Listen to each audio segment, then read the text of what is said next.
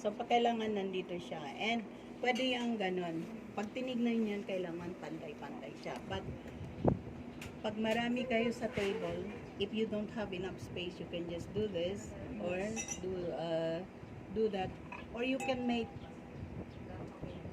like this. But all the time, so it's up to you. As long as the water glasses hindi na yan, kailangan nasa ulo na ng service knife. Okay?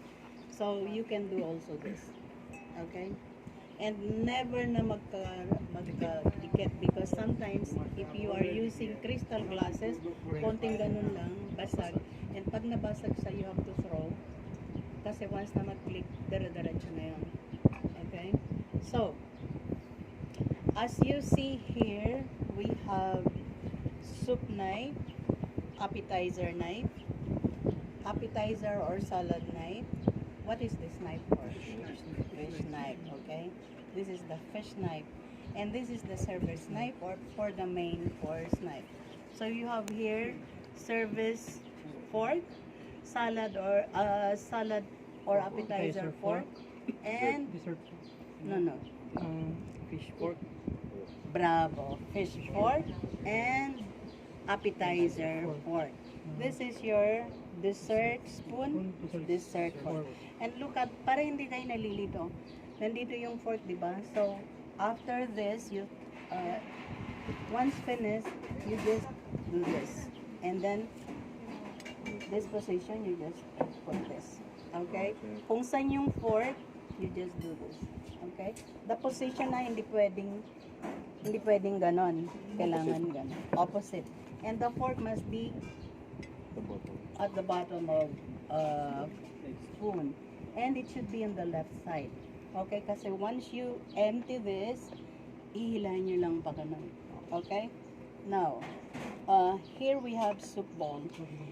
The low in table setting and the low in serving is serve right, bust out left. So you serve here, and all the time when you serve, kailangan left hand nasa likod. And you never put your finger inside. At kailangan all the time. You see, this is the way you hold the plate. Okay? All the time we serve the soup. So you serve it. For example, here you have here, you serve the pork, the soup here. You bust out. You bust out. Bust out. Okay. So the next is appetizer. The same size. All the time when you serve soup, kailangan may service plate sa ilalim. Okay. So,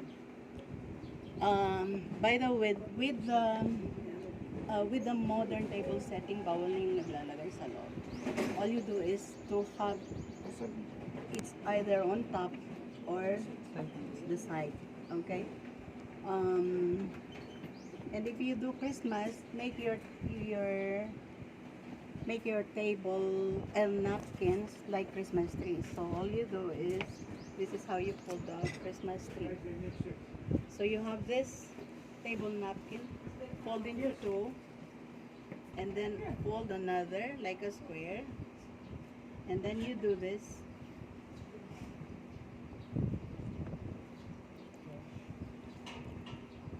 One, two, this for Christmas, huh? 3 and 4. Okay? And then folding is at the end, you fold it over, and then you do this, you do that, fold it again, then you do this, fold, fold, and fold.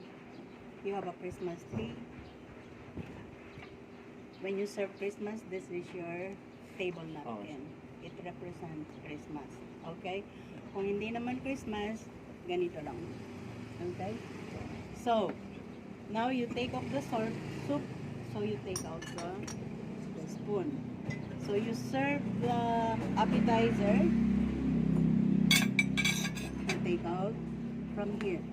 Okay? Now, with the main course, when you take this out, you take out then the service plate. This is the service plate. Hindi to ginagamit for every day. The one that I told you is for special occasion and you just have this. And kung anong gusto nilang wine, it's kung red, red. Kung white, ganyan lang. Okay? This is every day. And of course, kung anong dessert nyo, if it's baklava, you need another small knife that goes with it. But when you serve, so tanggal nyo na to. All the time, basalt sa kaliwa, bread and butter, dapat nandito. So what you do, you just do this, you do that. So, tapos na yung wine, you never take the water glass, and you just put it here, and your dessert plate here. So you end up like this. Okay? So this is your final. Okay? What? Yes, sir. Okay. So remember that, pasa-pasa nyo na lang, Mark Anthony. Oh, sir. Okay, so that is table setting for Special occasion. from casual to Special. official. Okay, the official is the first one. The casual is the last one. And when you get to the dessert and coffee, this is ganito yung position. Okay. And after that, if they have, sometimes for the dessert, they ask for wine. The wine that goes with dessert is only the liquor. There are different kind of liquor that goes for the dessert. Okay? So, whatever is